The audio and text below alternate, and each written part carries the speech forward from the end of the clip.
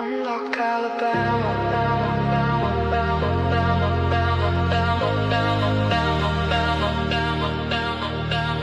Unlock Alabama.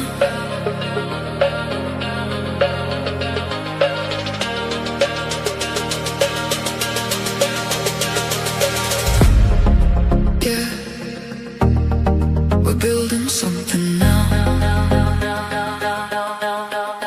Dreamers, builders, creators, movers. Started with an idea, now the room feels different. One spark turns a small move into something bigger. Unlock Alabama coming. Unlock Alabama. Good evening, and welcome back to the 8-week challenge. I just discovered I can do this. I think confetti will pop up. There we go. So now we're official. Welcome everyone to week 5.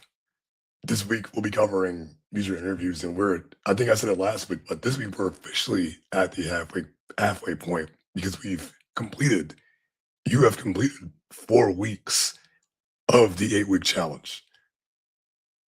So congratulations to you all for sticking out with us. You know, it's not easy,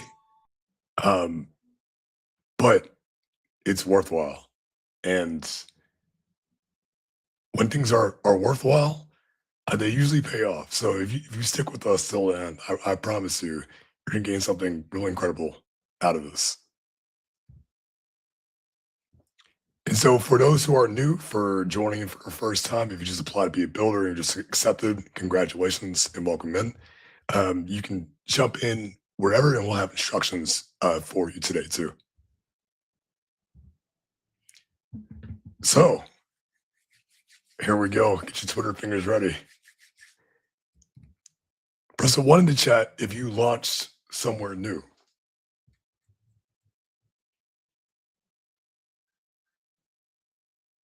One in the chat if you launched somewhere new from last week. There we go. Awesome. 2's in the chat if you gave feedback to a fellow builder.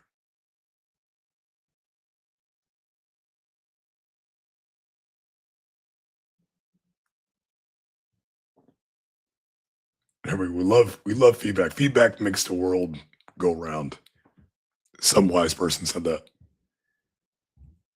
3, if you submitted in the weekly form, no matter what stage you're at, if you did for week 1, for week 2, for week 3, or week 4, please put a 3 in the chat.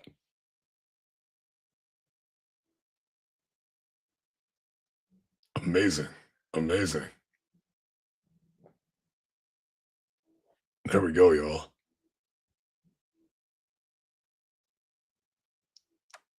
Congrats to you all for staying on top of it. Yeah, we know it's not easy, but it is worth it. And your consistency will pay off the dividends. I promise you that. So for those that launched this week, we are curious, what did you learn? Because this week we asked something else. Last week we asked something else if you launched outside of where you're usually launch.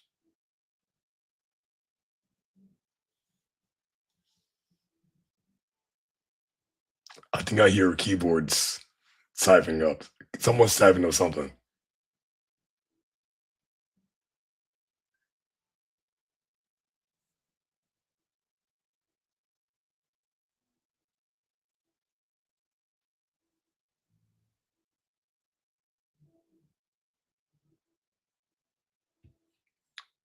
Michael says in-person proposals are hard.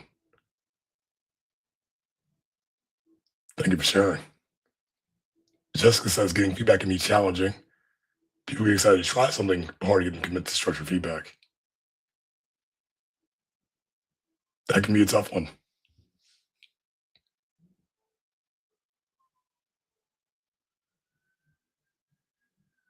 Yeah, thank you both for being honest about your challenges.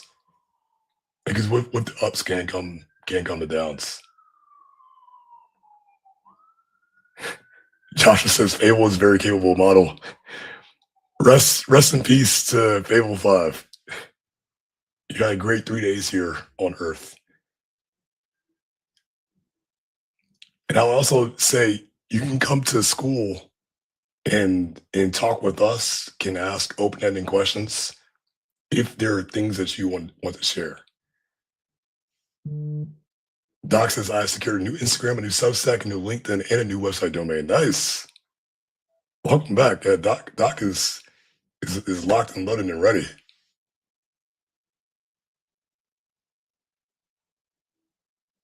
Awesome. So for this week, we want to go ahead and recognize a few builders. At first, we have Nikki Stokes for Project Revival, who submitted in her week 1 and week 2 updates. And this week, she will be dubbed the Pressure Producer. A shout out to Nikki. And Nikki was just super active in school. And so, yeah, it's testament to hashtag team better late than never. Next, we want to recognize Lily Stewart from Curate, who's working on Curate Studios as the boundary breaker, someone who went outside of her comfort zone. And for her launch post this week, she's working on an event in Mobile, Alabama. So if you want to paint a fan, come through on Saturday, July 4th. Next, we have Mrs. Marlo Young, Other one, who is building New Mindset's mental wellness mobile unit. And we're going to recognize Mrs. Marlo Young as the launch legend. Mrs. Marlo Young also had quite a few exciting updates. She was talking to some pretty high up CEOs. She was getting advice about talking to different user groups, all from launching and talking to people in different places. And we have one more launch legend that we want to recognize as Michael Orihuela, who's building Forge Information Systems. Michael went ahead and launched in a whole bunch of places, had talked to family, friends, was at an Anthropic event and got a few contacts there, and as well launched on LinkedIn. So shout out to you. And the awesome part about launching different places, you get to learn different types of information that you wouldn't have learned by going to the same place that you usually used to showing up at. You can find different types of users and or customers as well.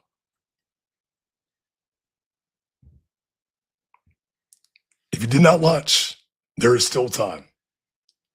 If you haven't completed any of the prior week's tasks, there is still time. So it's still all good. This is your race. You're not racing against anyone else. This is just your journey.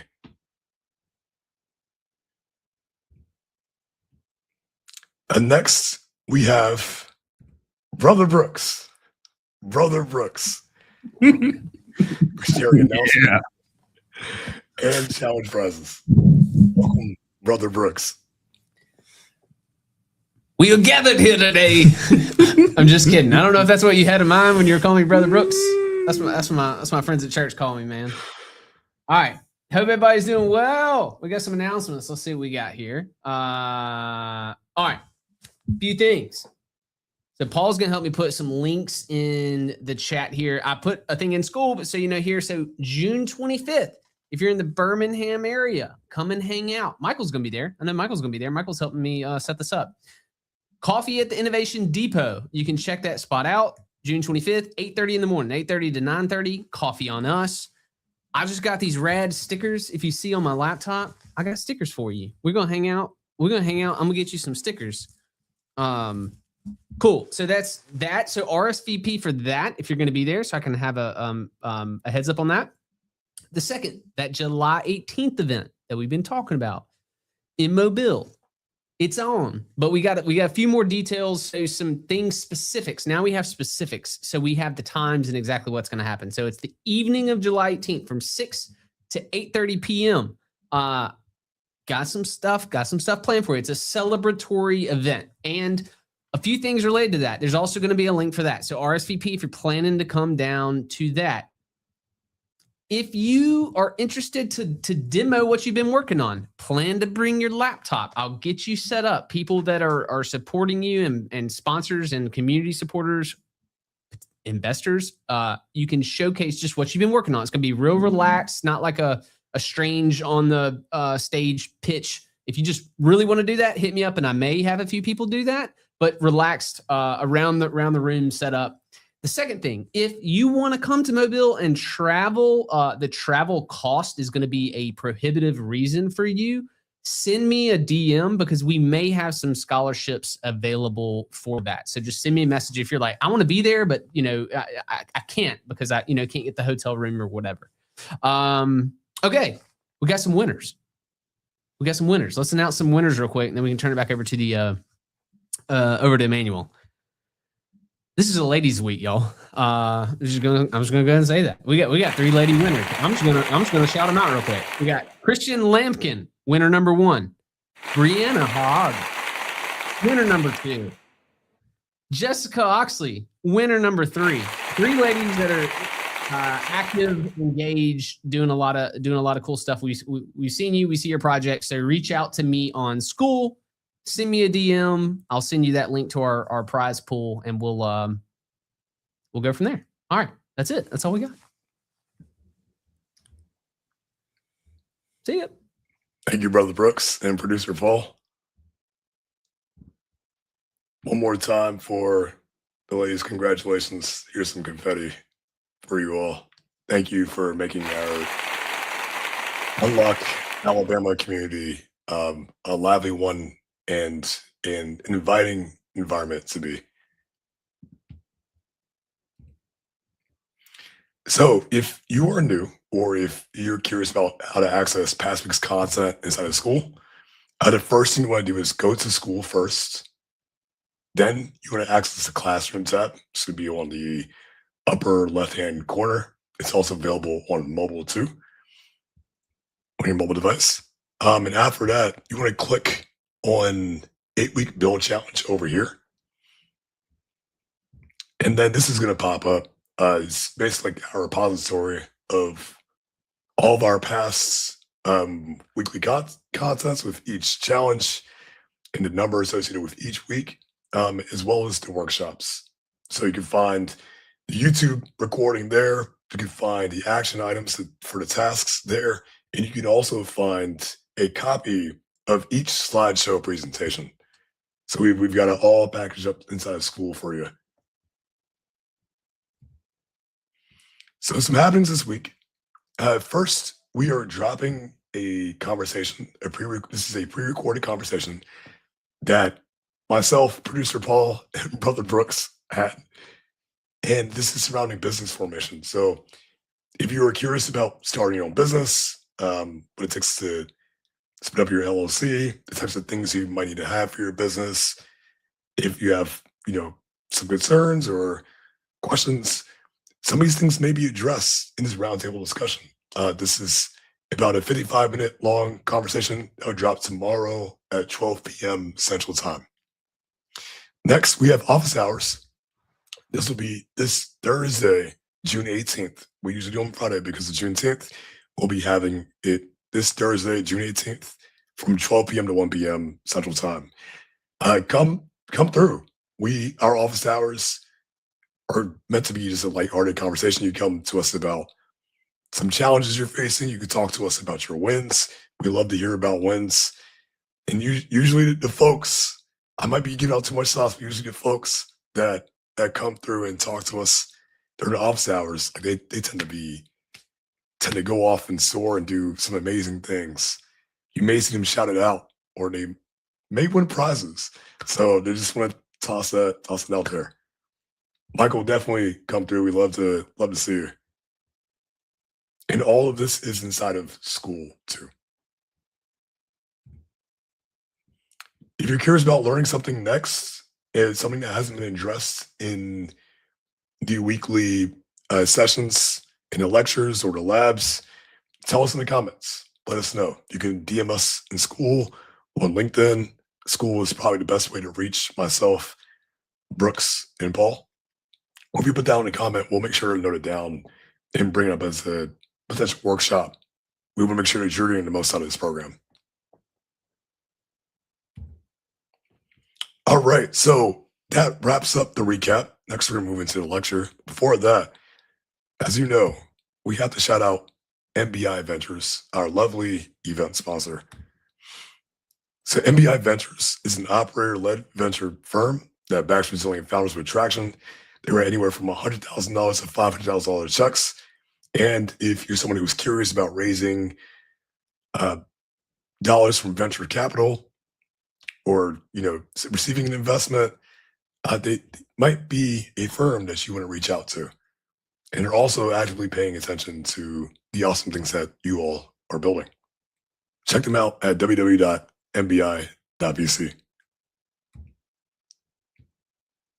All right, so now we're going to move on to the lecture portion of today. But before that, I wonder, has anyone heard this phrase before? You have 2 ears and 1 mouth.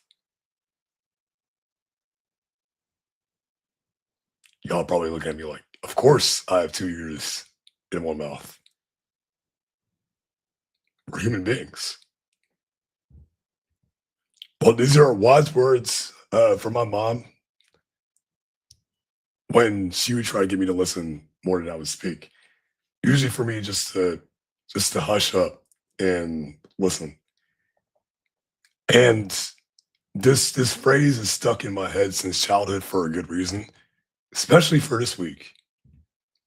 And that's because for the past 4 weeks, we've been doing a ton of talking. You've been talking in person, you've been talking online, you've been talking in school, you've been talking in the office hours, you've been talking in our hangout session. You might have been talking with family and friends, or maybe your coworker or employer, about what you're doing. But this week, we're going to put it in reverse, and we are going to listen. We're going to use both our ears. We're going to put it in reverse, just like Terry had to put it in reverse. So our goal for this week is to ask our users and customers questions. And we're going to listen very closely. As a refresher, a user is somebody who uses your product. Think if you have an app where someone's taking a dedicated action onto your app or on your website, or if they're a subscriber to your newsletter or to your YouTube channel, or if they're reading your blog or your newsletter, it's somebody who's taking a non-monetary action. And a customer is the person that's taking the monetary action of who's buying your product or your service. Note that these two both apply to products and services, not just product.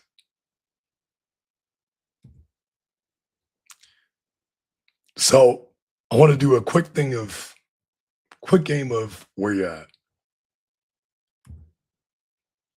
Where are y'all at? Where are y'all at in your current builder journey?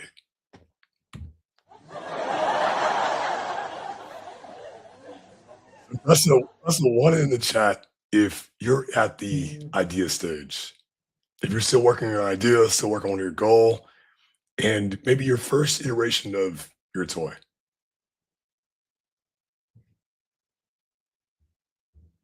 And this isn't to solo anybody out. It's just to get a quick pulse check. All right. Next, at the building stage, do you have a product or service that you're still working on, still being built, but you have or maybe haven't not yet launched? Doc asks a great question. Are we always in the idea phase in a sense? That's a great question. I'm not too sure about how to answer this because I think you can always be coming up with new ideas for your product or service. But for this quick exercise for the where you're at exercise, we're just going to talk about the highest stage that you've currently reached for the 8-week challenge for your current project. Great question though. See 2.5. Okay, see it 2. Awesome. All right. And next we have the users slash revenue stage. And that's where you have people either using or paying for your product or service. Awesome. Brenda says 2. Brooke says 2. Paul says 3. Awesome job. Joshua says 3. All right. Jessica says 2. Nice. Michael says 2. Awesome. Ashara says 2. Like says, trying to get 3. I feel you. Me too. Nikki says 2. Ashley says still in the building stage, number 2. And that's all right. You've got plenty of time. Awesome. So depending on where you're at for the stage, doing the quick where you're at pulse check qualifies you for one of 2 different types of conversations. And the first is customer discovery and user discovery phase. So this is going to be for groups 1 and 2. And this is where you'll be asking and talking to people who haven't used your product quite yet. You're really trying to understand their life, understand their behavior, how to go about solving problems, and what their current workarounds are. And lastly, you really want to ask about their experience.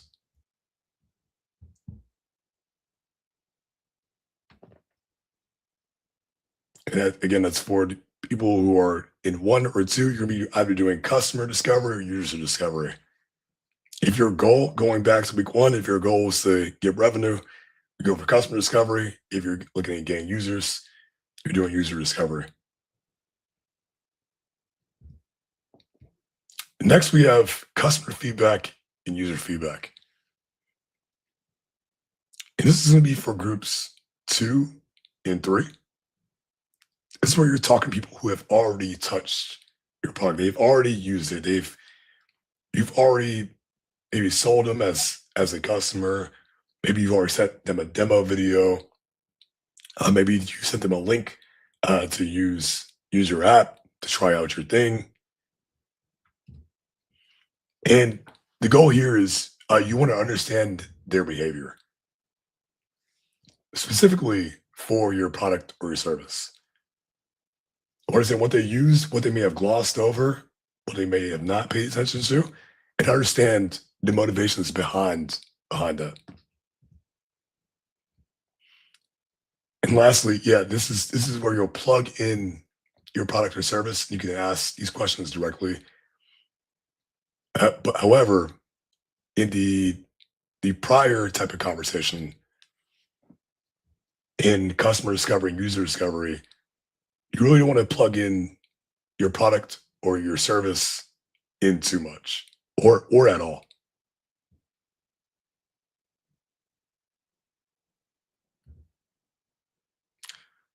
Why?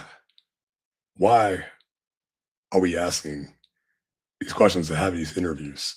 Well, I've got some points here. For customer discovery, user discovery, the first is you want to find out who else has the same problem or desire as you.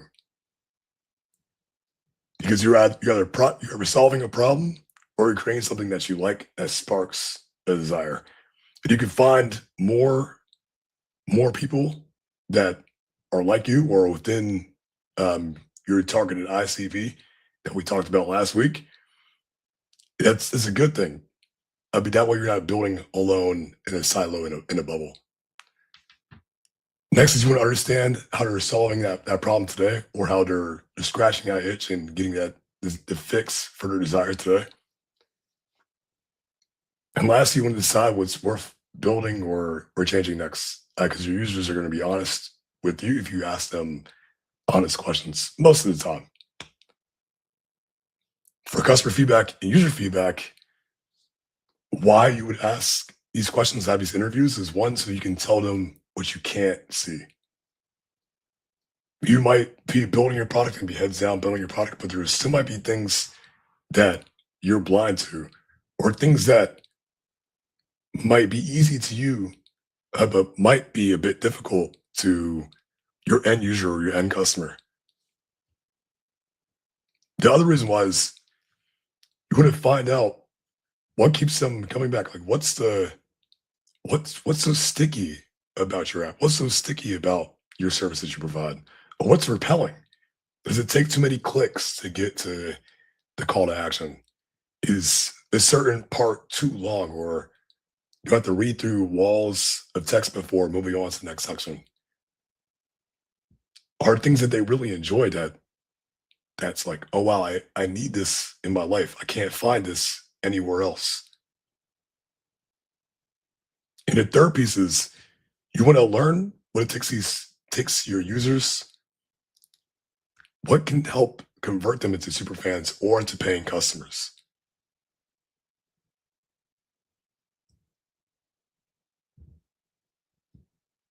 So I got some quick to-dos. So these are like 3 rules. And these come from the book, The Bomb Test, from Rob Fitzpatrick. We'll be sharing a link to this resource inside of school. I actually picked up a copy for myself this weekend. It's a really good book. And the first is you want to talk about their life instead of your idea.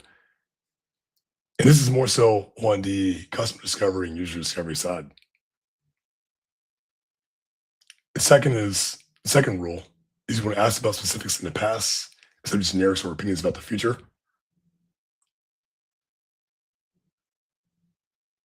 Because if you talk about past behavior, and people are,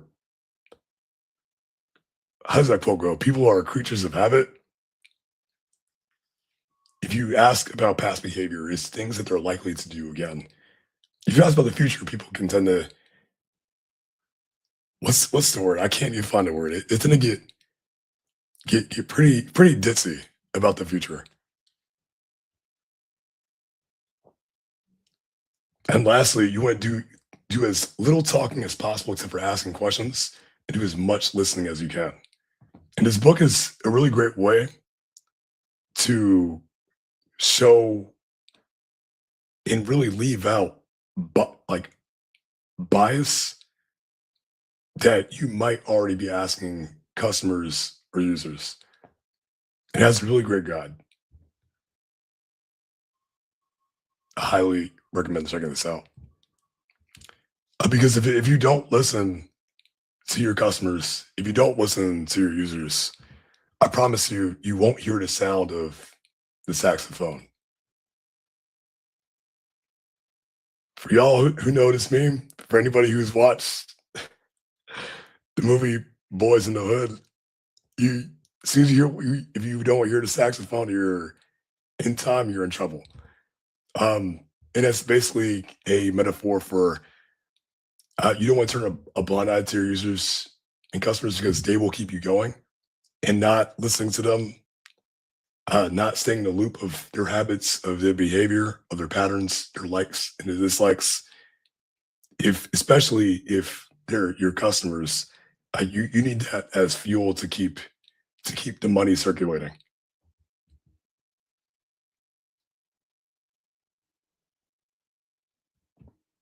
Joshua says, I record my user interviews because it's hard to run them, take notes, and ask clarifying questions naturally. Yes, I highly agree to recording user interviews. And it's pretty good.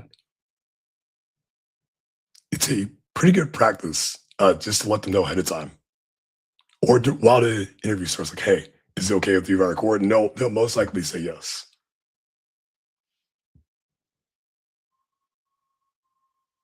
And we'll be digging a bit into the lab session of today's presentation.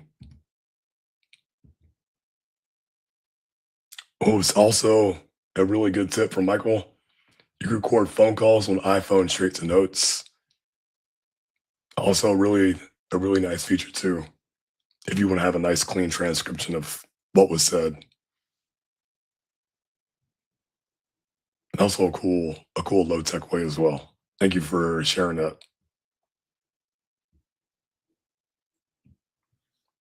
Next, we're gonna move on to the types of questions. So for the question types, I've identified just three types. And the first types we'll cover are weak questions. I'm gonna go through these one by one. Do you think this is a good idea? Would you use this? How much would you pay for this? Would you buy this if it did X, Y, Z? And do you like it? These questions have bias baked in, and they're really a way where you're like trying to fish for compliments. Your goal during these interviews aren't to fish for compliments, aren't to get your user or customers to stroke or strangers to stroke your ego. It's really just to get the truth. So 3 reasons why they're weak is one, they're about the future. We want to stick either to the present or to the past. 2, they're about your idea, especially if you're doing user discovery or customer discovery. And lastly, they invite opinions into the room. We want to stick to the facts.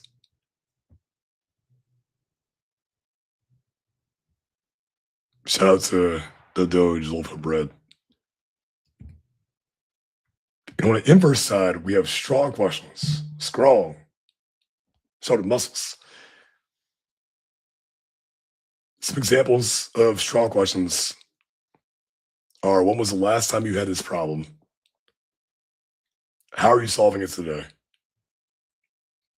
Walk me through what happened the last time this came up. What have you already tried?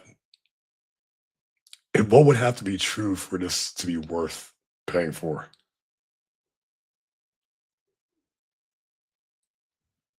Notice how this is centered more around past and present behavior. So why are you strong? Yeah, again, they're about the past. They talk about the person's life. You want to get, when you ask these questions, the more you can get your customers who are talking about these things, the better. And especially real behavior. You want to cut to the chase and get right to their behavior.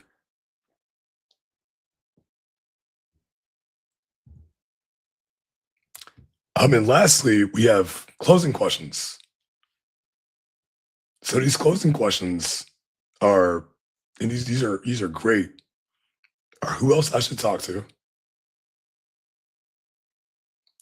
2 is there anything I should have asked? 3 is, what would make this worth your time? The 4th is, what's the one thing you change? And the 5th is, who else feels this way? And mainly here, you want to get signal on if anything else was left over that they haven't addressed, that they wanted to get out their chest. And 2, you want to get leads to talk to other people.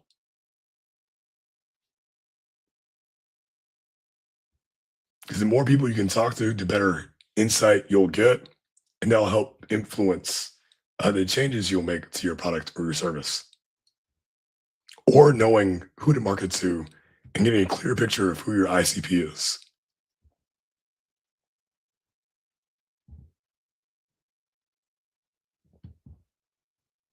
Next, we're going to play a game. And this game is called Try to Fly, another game that I've made up, and it's our version of Ashley to Classy. Shout out Notorious B.I.G. And for this game, it's a very simple game. First, you're going to read a scenario, and I want you to suggest a stronger question based on the scenario given. And we're actually going to invite producer Paul and brother Brooks up to the stage because we're all going to play together. The builders that are in the chat and Paul and Brooks over in the studio at the Innovation Portal in Mobile. All right. Yeah. Are we ready? We are ready. Yes, sir. Let's get this party started. I'm typing in the chat too. All right. So scenario, you have launched a tutoring service, but you have no clients yet. The question asked during the interview is, do you think parents would pay for online tutoring? What would the fly version of this question be?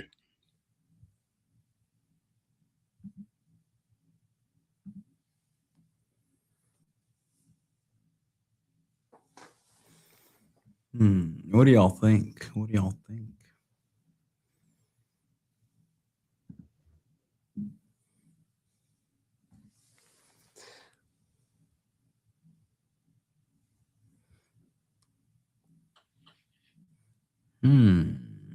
Okay.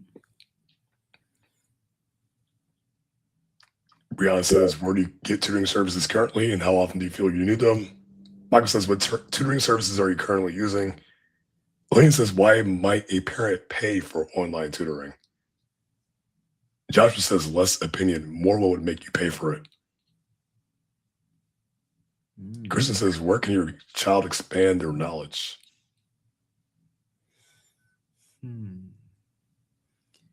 I'd probably ask a question like similar to what I heard earlier of like where are you getting your tutoring done right now. I'd be interested to know like why the students are getting tutored. That'd be another one because like if I understood why, I may be able to start to understand why from a real question of like why do I have no clients. I like these questions. Everybody asks. These are good. What tutoring services are you currently using? I like Michael's question because I feel like that opens up a conversation for them to say, "Oh, well, I'm not," or like, "Or this is what I'm doing." I think that's pretty good. It's like open ended. I think I'd probably ask something like, "How are you currently getting help?" Or if it's for your child, how are they currently passing their classes? How are they studying?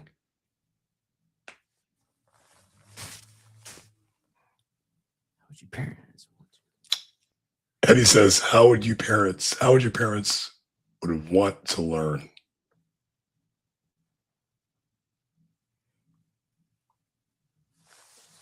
Yeah, it really makes you think.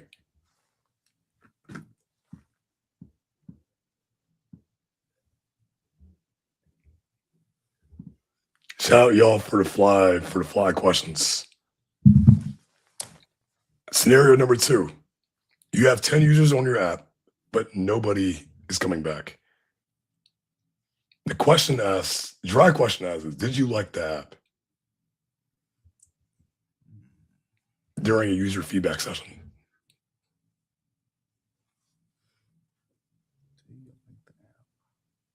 What would the fly version of this question be?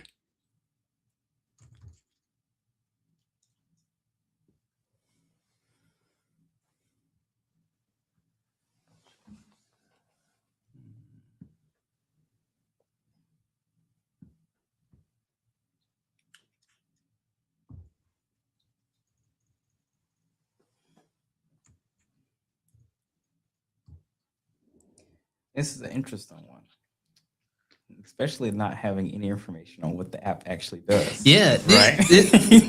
These are good exercises. Yeah. These are like really good exercises on like how to ask. Yeah.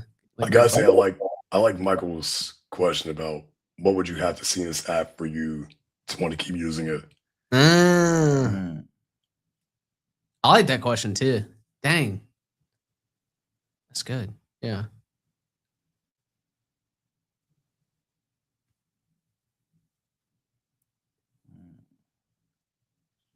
Collect data to see where they're getting stuck or bored.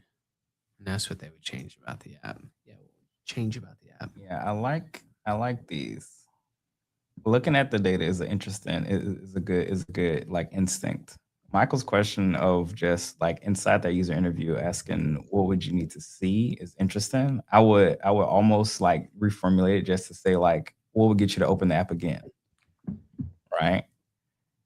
Make it a very, very clean, because then they have to think about that. Like what would get me to open the app? Because now it's like it's not even about the app anymore. It's about what they want.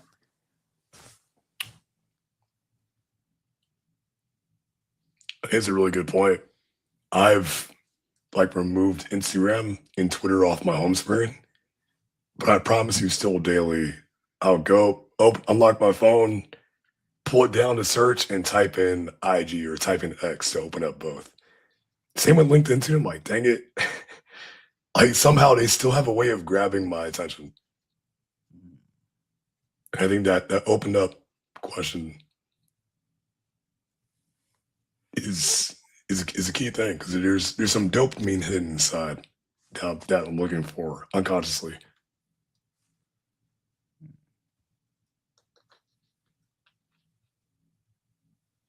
I like this one with like saying what were you hoping to do in the first time you opened it. That's a clever one.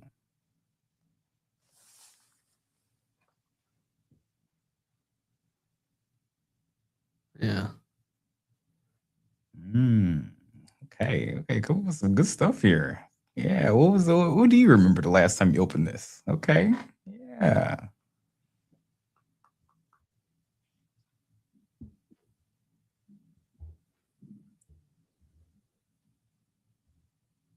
Next scenario. You've launched a fitness coaching service and you have 3 paying clients. The dry question is, what do you think about the program so far?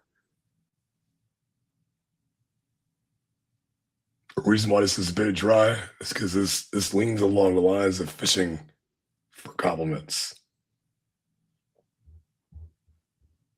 What would the fly version of this question be?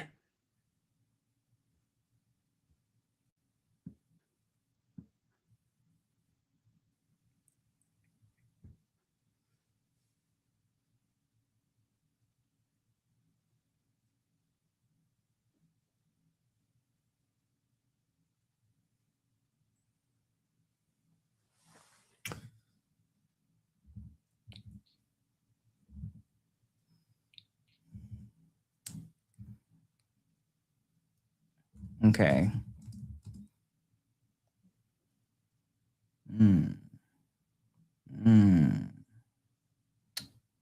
Okay, I see Eddie. What do you The feel chat is cooking. now versus before you started? Yeah. Josh was going in for the kill. This guy, he's saying, who would you like to see getting stronger with you?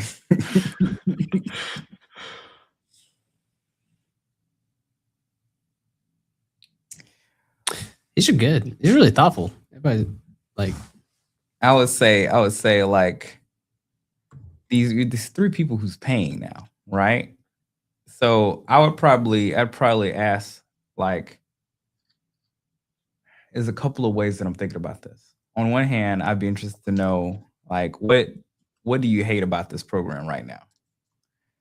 And like, because this is a fitness program, it's a fitness service. Like they're having to go through pain and these things, and like anything that they hate is things that I really want to think about.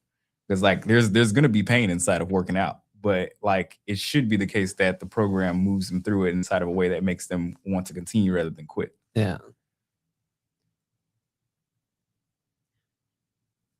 I think I'm a big fan of Michael's question of what results have you noticed since we began the program? And also Eddie's of what do you feel you can do now versus before you started the program? Because I think if they're still paying for the service, there's a reason they're coming back. And I really think when it comes to fitness is growth, like seeing the gains or seeing the weight loss. So something is working. And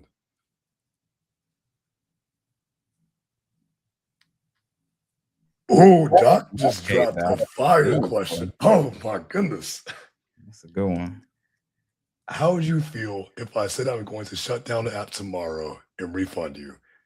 What, if anything, about your life would change? That's how you get to the truth. Yeah. Dang, that is a good question. Mm-hmm. I think the more of an emotional response it evokes, like the closer to the core you're really hammering at. The nice thing about how Doc structures this question is that like it doesn't have to be a fitness coaching service. It doesn't have to be an app. It could literally be anything. But being able to formulate like how like what would this cost you if you couldn't have it anymore?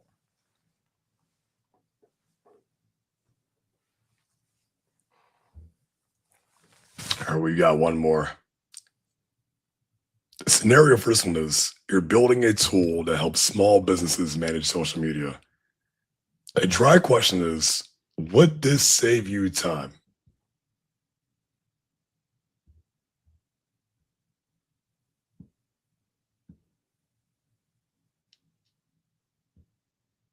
What would the fly version of this question be? All right, I got something. I'm gonna wait.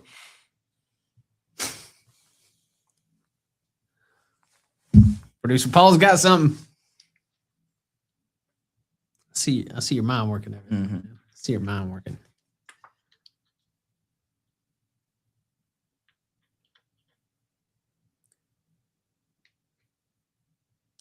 What's cool about tools, whenever I think about tools in terms of two things.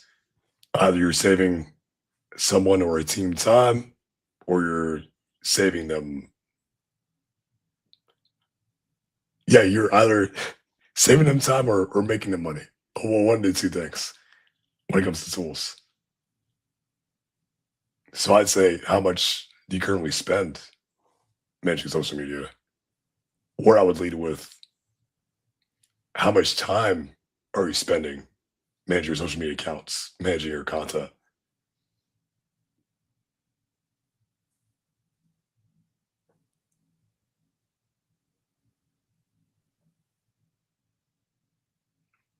I like Lillian's question of what are the most cumbersome aspects of social media management?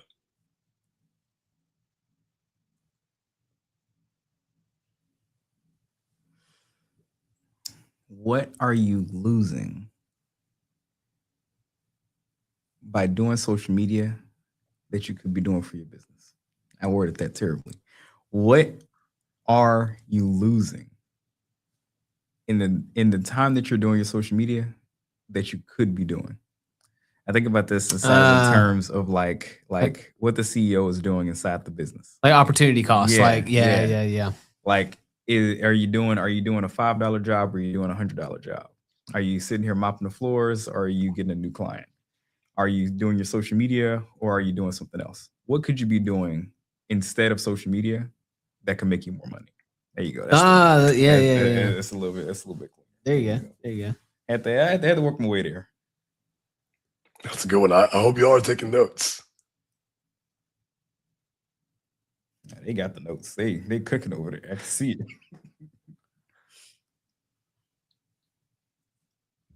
Awesome.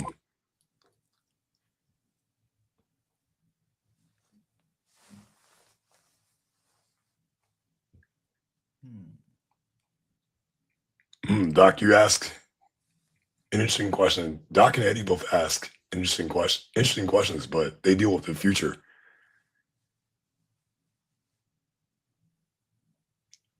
And I also want to say this. You have full reign to run your interviews however you like. We're just tossing out suggestions. So it's okay if you ask dry questions. We're just providing alternatives to get closer to the truth, to provide value for the things that you're building. So I just want to throw out that disclaimer there.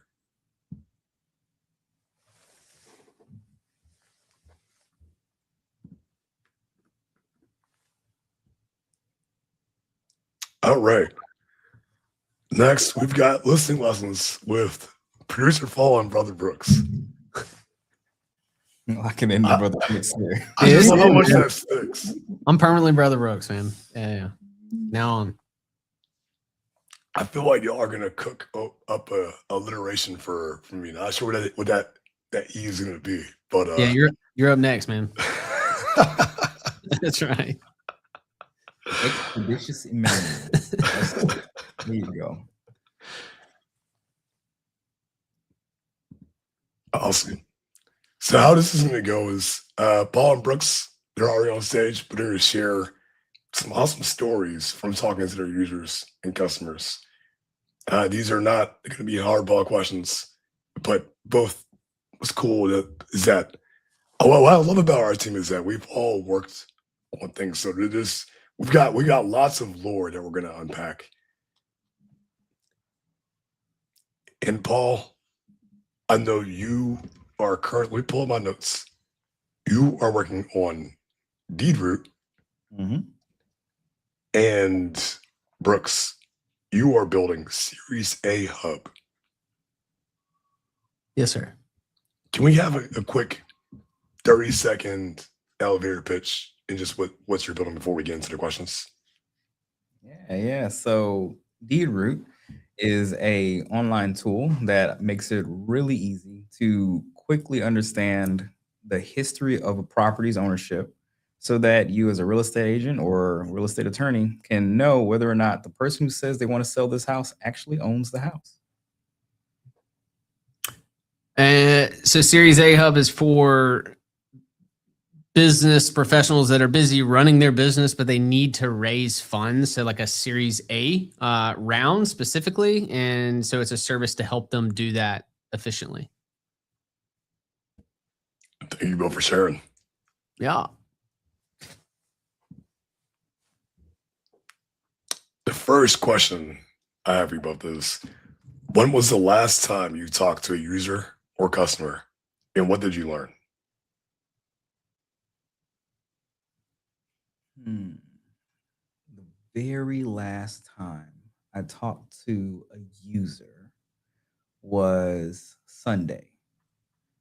On Sunday, the very first user that I got, she was super interested. She's a super advocate for what I got going on, and she scheduled a place for me to present at inside of like a professional kind of conference for people who do real estate. And she basically like laid out to me how to think about what it looks like to present to these people. Because like she had asked me for a poster to share ahead of time with the folks who are going to come to the meeting, and I made one. And then she said, "Hey, change these things." And I made another one, and she said, "Okay, let me try." And then she went and made one for me, and like through that, she showed me kind of aspects of how I should think about actually talking to some of these customers that are really prospective customers that I'm trying to present to. The way that I talk about it, the words that I use, the diction that I use inside of how I talk about things, like they are I learned they're very allergic to salespeople, and they are far more interested inside of being able to understand the value that some new product may have to offer them without having to have a hard sales pitch. That was something that she was like really, really trying to make sure that was very clear before like bringing me into this group of people. So like being able to sit down and talk to that user really gives me a lot of clarity on how I should talk about my product when I'm talking to the next person, or trying to find another stage to stand on to pitch to a whole bunch of people at the same time. Cool. That's cool. So the angle I'll come at you is a little bit slightly different because right before Unlock Alabama started, I knew I was going to build something alongside everyone, but I didn't know what it was. So I was having coffee with a friend of mine that's a CFO, so like a fractional CFO for companies. And he so turns out he was actually the first customer that I kind of had to win over to build what I'm building, because we were having a conversation over coffee, and he was talking about the services he provides to companies. He was talking about busy business owners that are they're running their show, they're doing revenue, and then now they need to raise a Series A, which could be like millions of dollars, right? Like it could be like $3 million to $10 million, like a good bit of cash. And so he was telling me about the process that they go through, and so I just was asking him questions about like, well, how do you do this? Well, how do you collect the information? And he kind of told me how that works. I'm like, well, what happens next? And, so I kind of asked him about his process and what he does. And I'm like, and then what do you do? And he's like, well, I output, a slide deck to them. And out of that conversation, I asked him if I could build something for him. I was like, man, could I like help you build a service to work on this? And he was like, yeah, sure.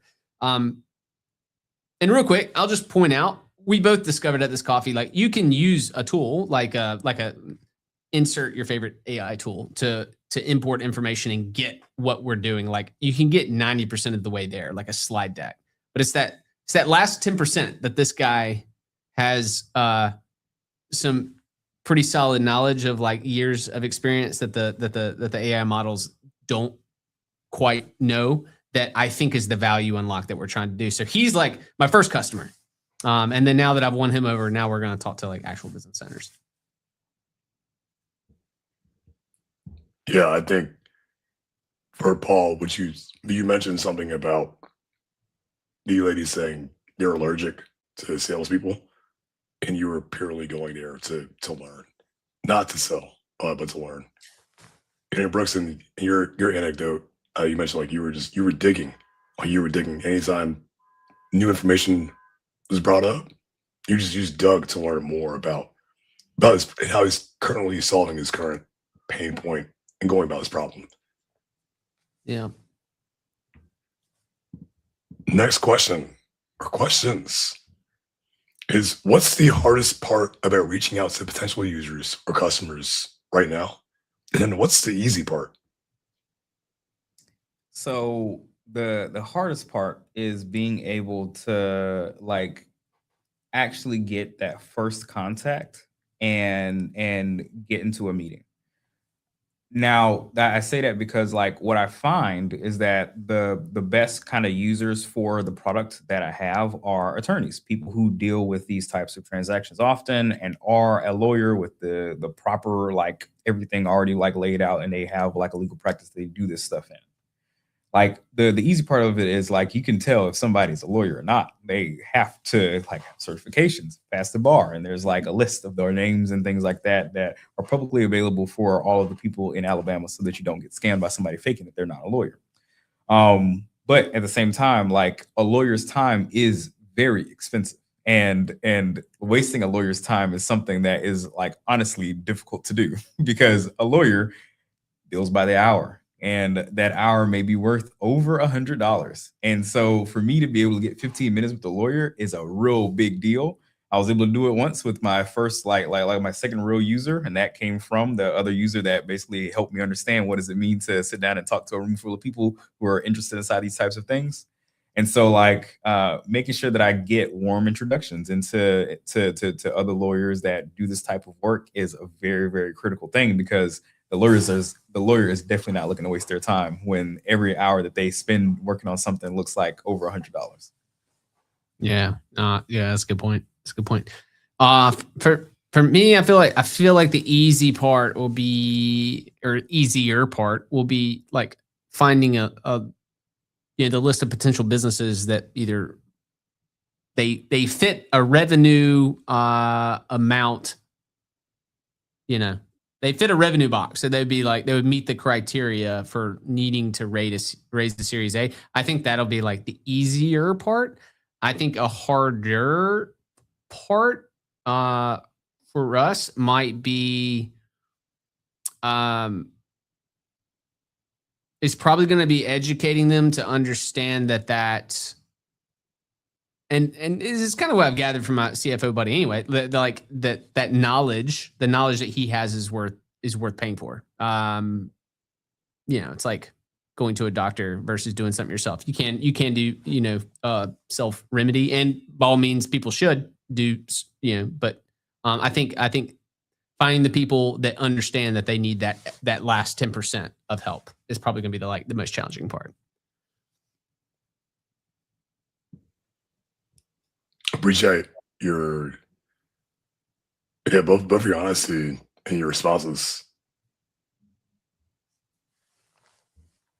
Sure. He asked a good question about what about potential customers that can't use readily available technology because of privacy or security concerns. For that one, I've faced that when conducting interviews, and sometimes like going low tech is cool, like having a text-based back and forth conversation where you're messaging someone either in the DMs or on a forum or having a phone call. If you gotta do it, send the pigeons, send the snail mail. But it's really important you meet your customers or users where they're at. The last question / questions. 3. Has anyone said something that changed how you think about what you're building? 3.5 is, did it influence your product or service later on? Absolutely.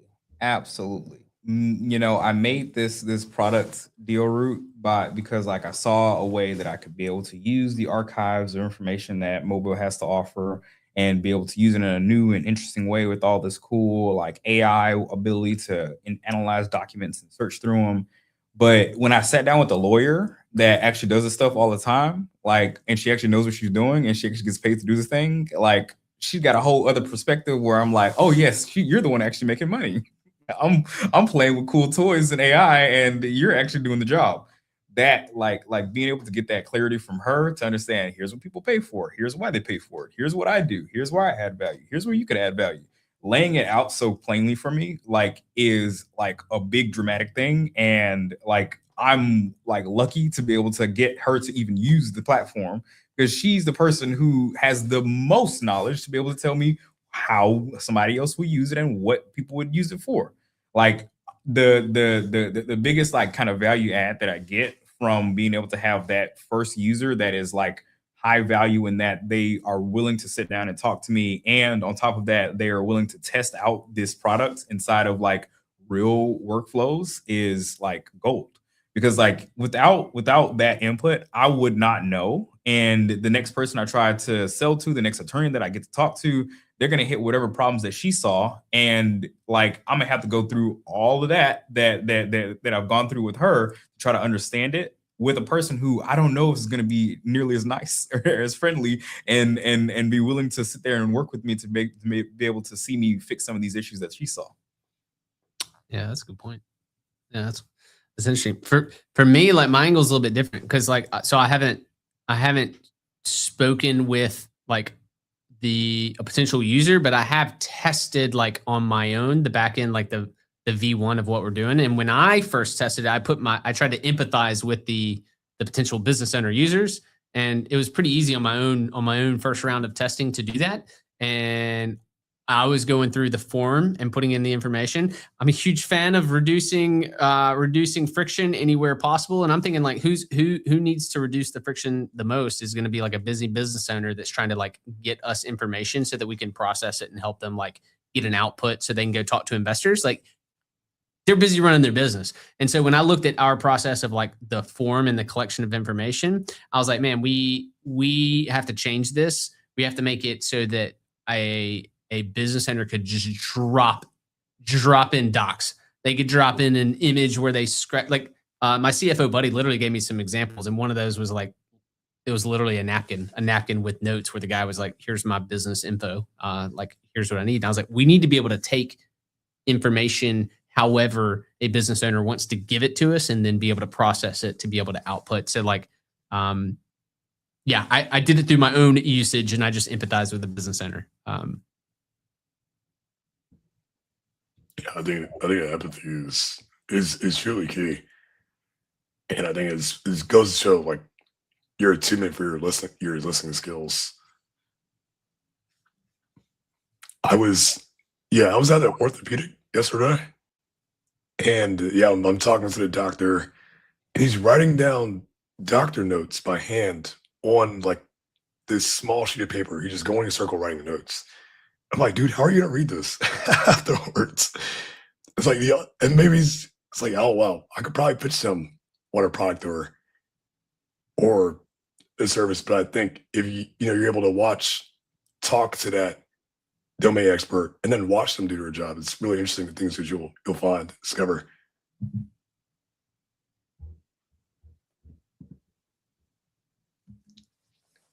Thank you, producer Paul and brother Brooks, for coming up on stage. Got you. Absolutely. I like Michael's question. That's a fly question right there. What are you using for notes right now? I like that. And next, we're digging into the tasks. And before we do that, we have a resource from Apollo.io when it comes to outreach. I'll go ahead and drop that in the chat. This will also be shared inside of school. It's a really nice masterclass of roughly 37 minutes that has a really nice structure for getting more replies by writing like concise and detailed emails. They're really good for if you're doing customer discovery, user discovery.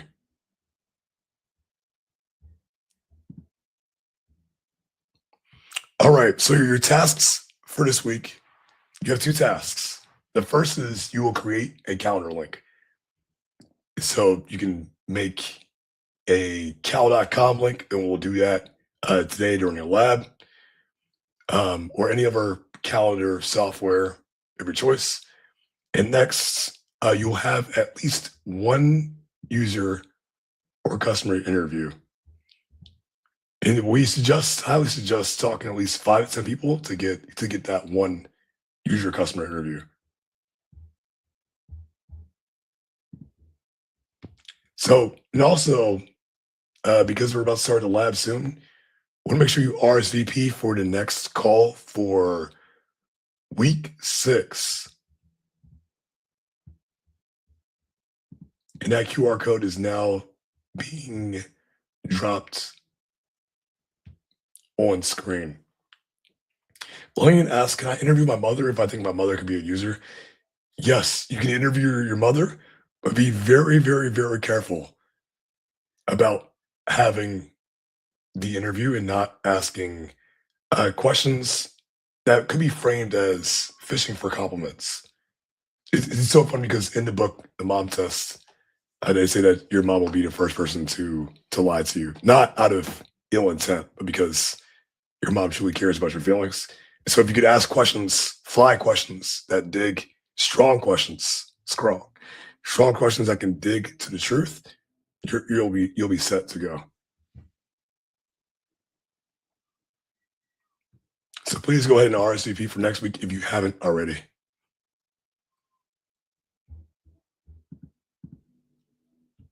So next up, we'll be transitioning into the lab portion. I highly recommend staying on. This is an optional session. If you want to get your hands wet, setting up a cal.com account, setting up times to interview, and writing very clean and neat and concise copy or messaging for reaching out to potential customers or users. Again, here are the tasks. And we'll dig into software and other tools that you can use.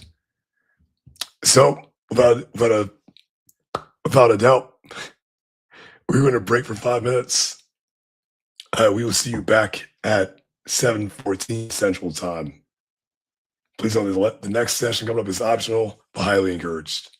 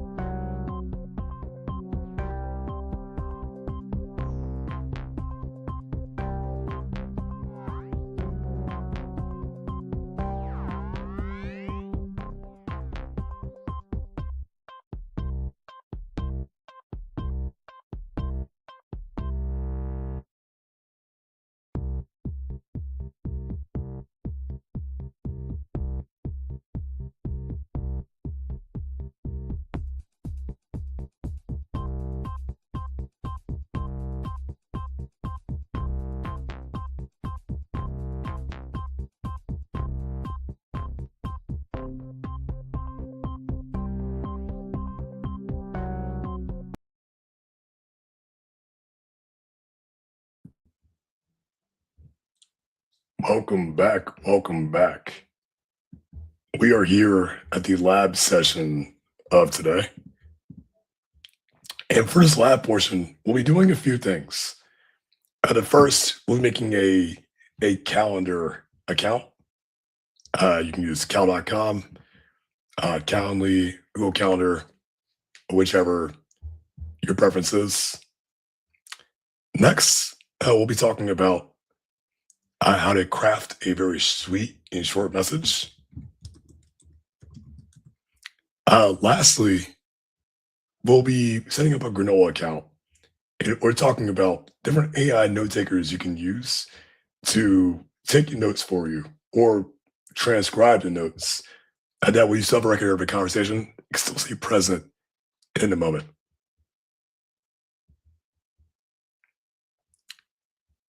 And so what you'll need for this, first one, your calendar, and then you'll need a few time slots that you are available.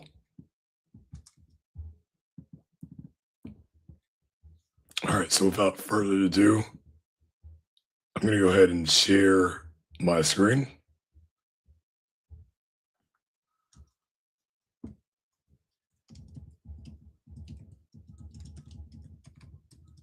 Let's go ahead and move this one over really quick.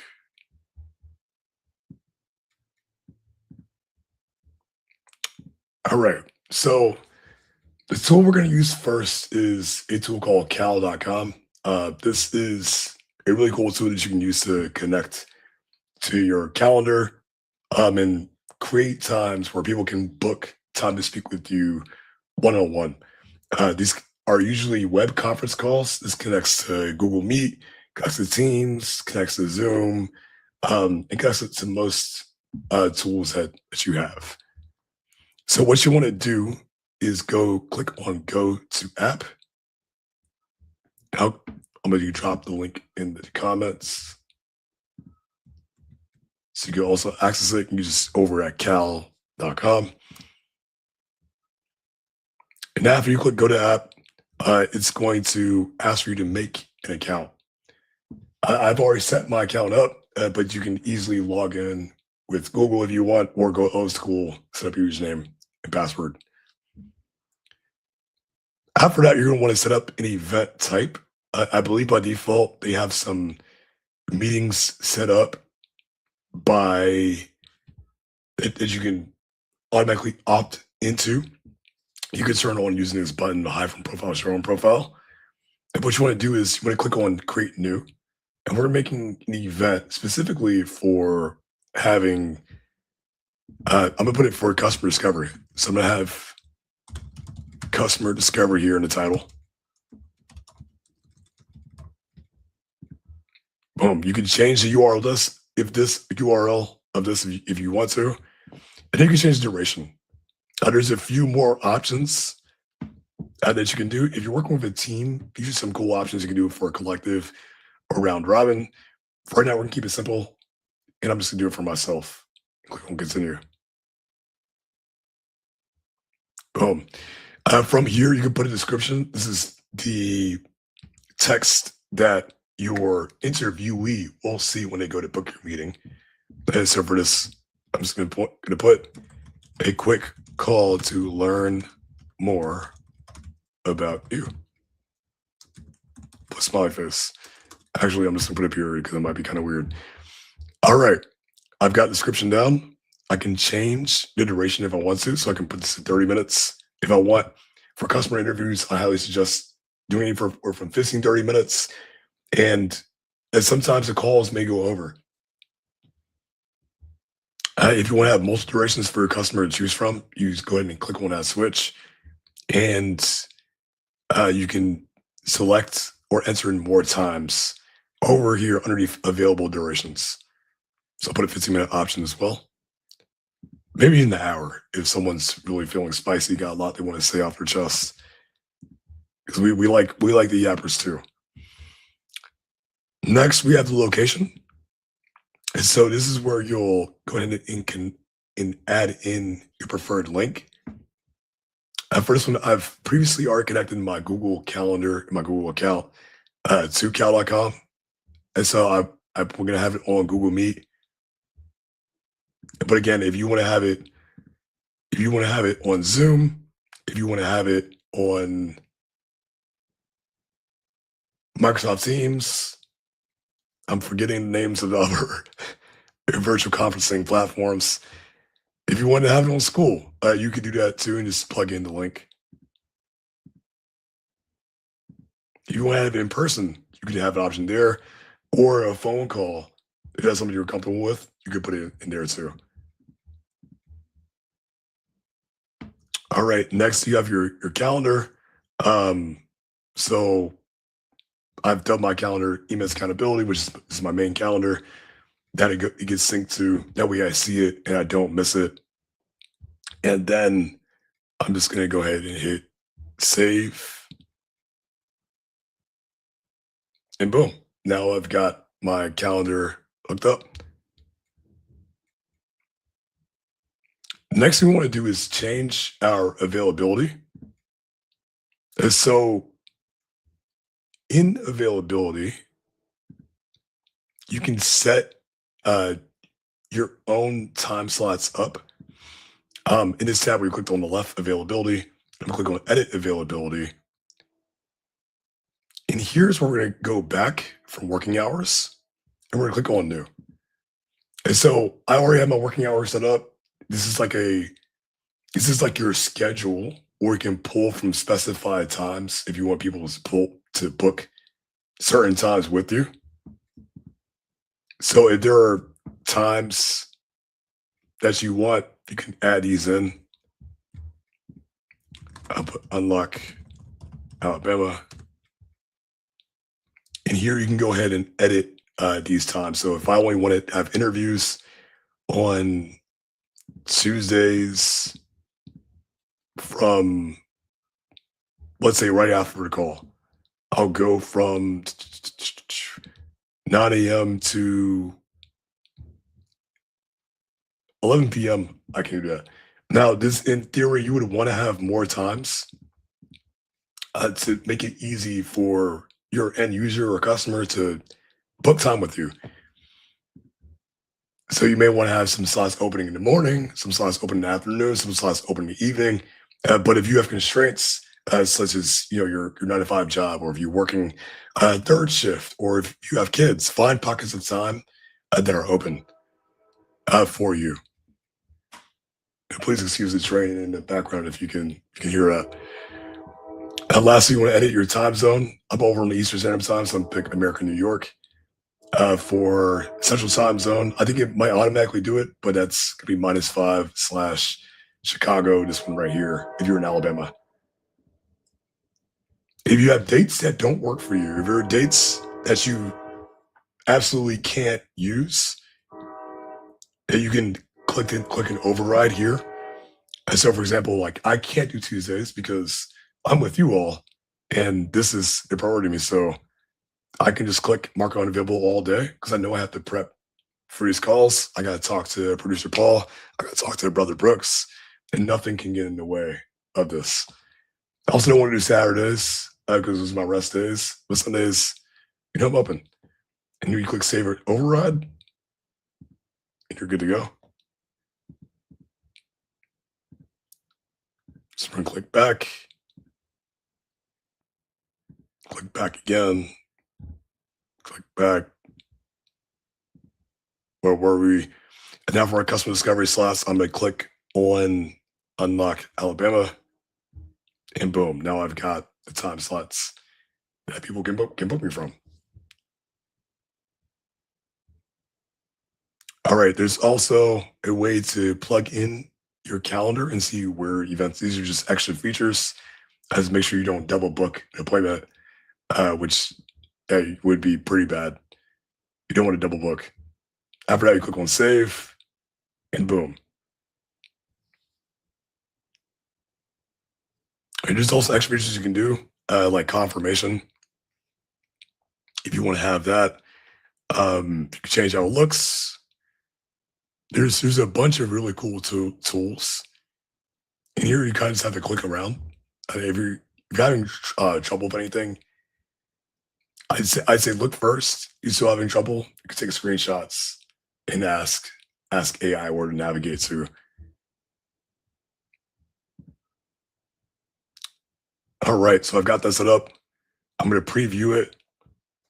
Here's how it looks So I've got my link here.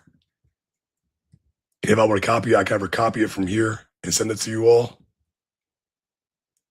or I can copy a link to the event and paste it in the chat. Notice you can also change the future availability. If you only want to book a certain number of days into the future, there is a way to do that. If you don't want to have back-to-back meetings, you can set a buffer before any other meetings that you have. It's a really advanced tool, as well as frequency and duration and future booking. So this will book all the way into the future for the next 99, 100 years of my life. I'm not sure when it stops, but if you want to limit it, if you might have things going on, if you're going out for travel, I'm going to put it for 5 business days into the future, or within a certain date range. If that's the only date range you could have the event, and you click save, and it'll update.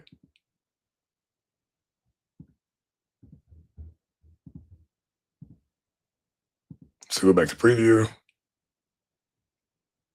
Boom.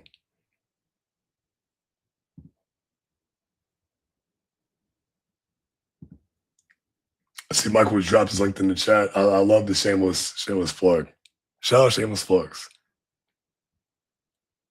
He's even got it embedded underneath the contact page. Nice job, Michael.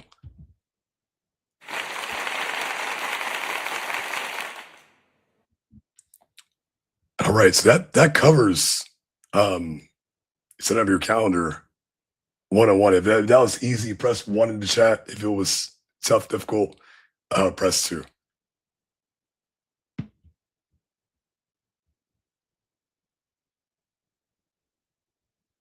For those that are still attending the lab.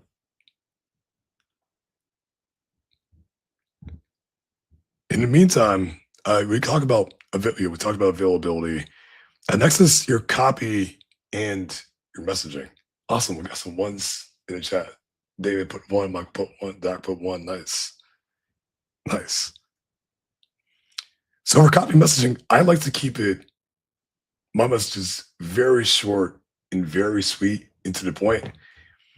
So for mine, this is usually my rule of thumb. I'm just sending out a quick introduction of who I am. A quick introduction is, hey, I'm Emmanuel. I'm working on an app called QuickCal to help people book events without having to navigate to complex tools. And then you can also, this is a bonus, is noting something about them. People are more likely to apply if you personalize messages, especially in today's day and age. With the amazing advent of AI, also comes the negative use of AI, where people are being spammed all day long in their email inboxes and their text messages on LinkedIn. So if you can personalize it about them, if you can personalize your message about it, maybe the problem that they face, maybe they tweeted about something, maybe they posted about a problem that they have or a desire that they have. You say, hey, I noticed you were talking about X, Y, Z.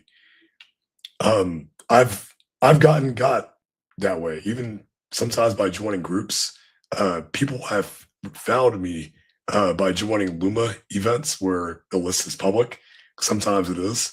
It's amazing how people can find you. But I had a founder that was building a alternatives to the tool called Replit, and they noted like, hey, I saw you were on at the event at the hackathon in California. Now, I didn't go to the hackathon in California. I put my name down just in case I get a free ticket to go, which I didn't get a free ticket to go. But just the fact that they reached out to me for that person was like, oh, wow, okay, this person actually isn't cares. They're not just a bot. They're really looking to talk to people who went to this event or are part of this community. So, because I'm part of the community, it's like, yeah, I'll have a conversation. And lastly, you want to close-ended response. So if you ask, can I have 15 minutes of your time? Can I have 20 minutes of your time, 30 minutes of your time? and leave it at that, make it very easy for them to say yes or no, that will also help. If they say yes, go ahead and shoot over your calendar. Say, great, here's my calendar link. Or they might send you theirs, and that's cool too. You want to work with what you got. If they say no, that's fine. Just say thank you and move on to the next. Doc brings up a great point. He says, side note, if you are building a website with a contact me feature, please remember to add a CAPTCHA. A CAPTCHA is a internet puzzle that people have to solve before they move on to the next step. And he also notes a person who has received AI spam mail for years. Great and excellent point. Thank you, Doc.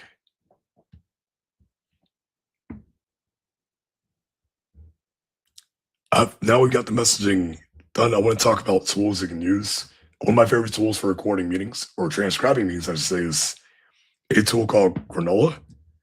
Granola, simply, if you have a laptop, Windows or Mac, or even on your phone, you could download Granola, and Granola has a function where it doesn't pop up into the meeting itself, but instead it goes, chills in the background and transcribes the conversation being present. This is a great way to get the transcription of what was said. And if you can take notes at the same time, you can add in manual notes, and you can switch between your manual notes and its transformed notes, where it summarizes the conversation for you. You can also chat with it too to see what was said and see verbatim.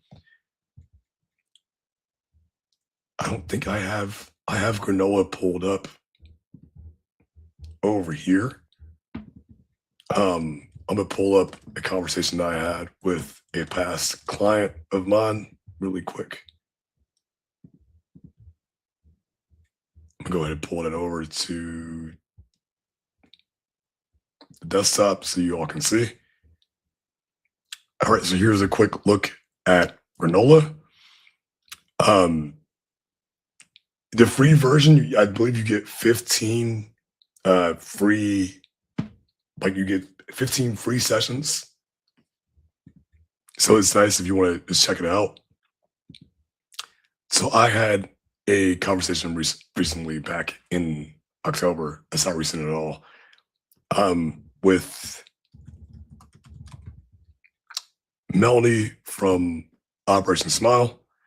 And what's cool about this is if you want to see what was said or see what's important to that person, and we were talking about a potential workshop, I could just ask what was important to Melanie.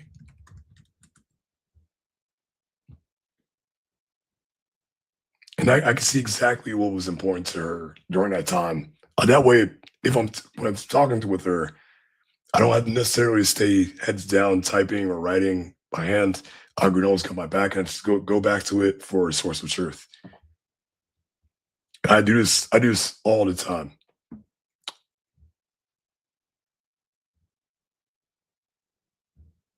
Lastly, tips that I want to talk about for having and conducting conversations and interviews of all types is that first, people are going to flake on you. People may book time with you and not show up.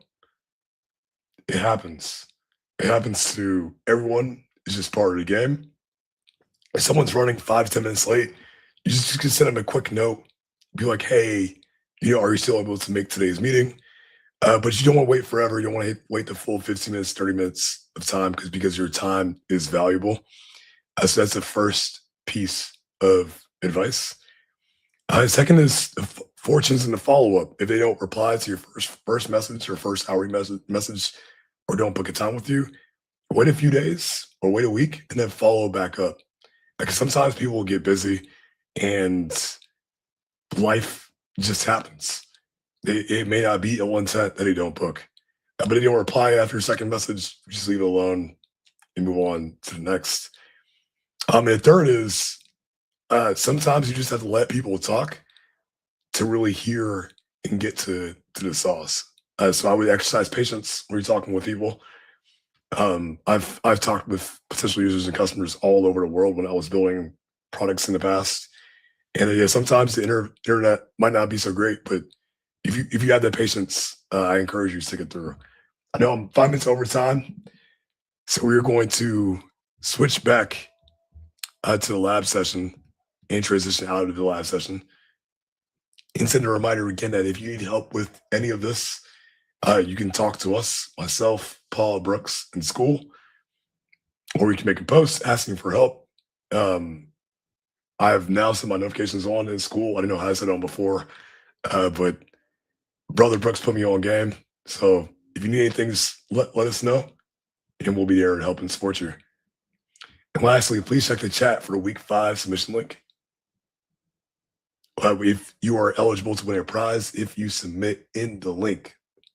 So please don't forget submitting in the link for your deliverables of your action items and tasks.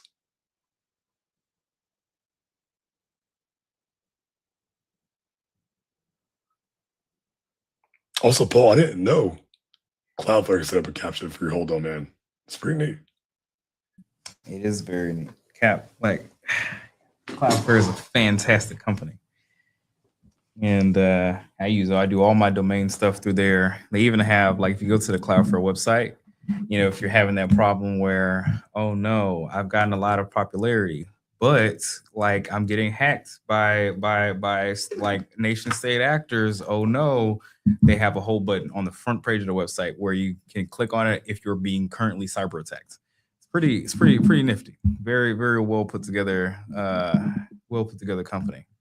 Great tool for making sure that you're safe online.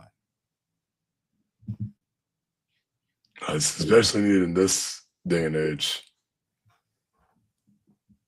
Yeah, a lot of AIs out there. Stay safe.